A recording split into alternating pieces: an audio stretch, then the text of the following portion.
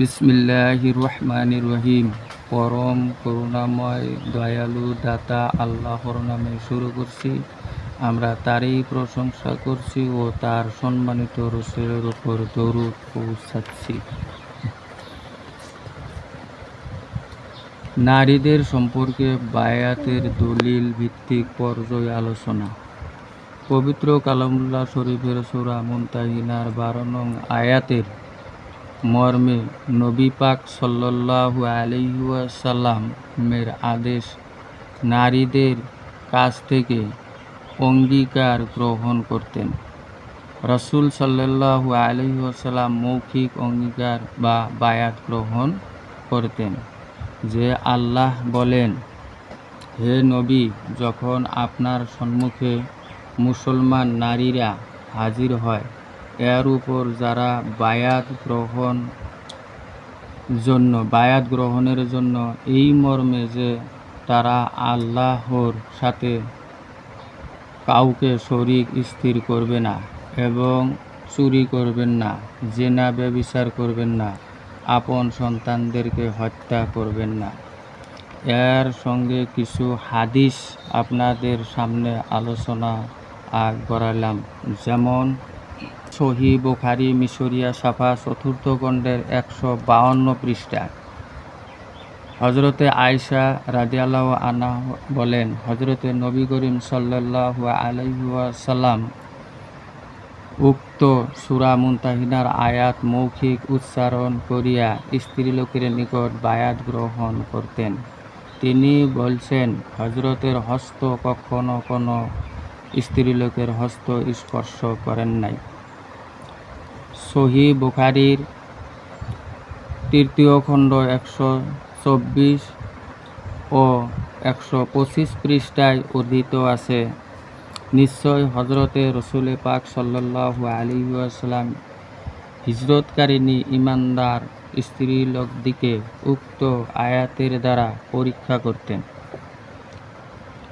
অনন্তর যে ঈমানদার স্ত্রীলোক উক্ত শর্তের সহিত অঙ্গীকার করত, রাসূল সাল্লাল্লাহু আলাইহি ওয়াসাল্লাম তাহাকে বলতেন, নিশ্চয় আমি তোমার নিকট মৌখিক বায়াত গ্রহণ করলাম।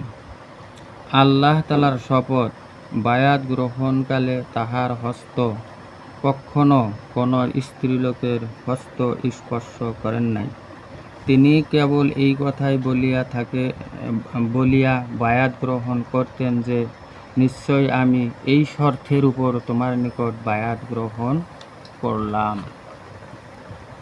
হযরতে আয়েশা সিদ্দিকা রাদিয়াল্লাহু আনহা আরও বলেন, আল্লাহ তাআলার শপথ, হযরতে রাসূল আকরাম সাল্লাল্লাহু আলাইহি ওয়াসাল্লামের হস্ত কোনো স্ত্রীলোকের হস্ত স্পর্শ করেন নাই, কিন্তু নিশ্চয় তিনি তাদের নিকট মৌখিক অঙ্গীকার লইতেন। উক্ত হাদিসের 131 পৃষ্ঠায় আরও উল্লেখ করা আছে যে,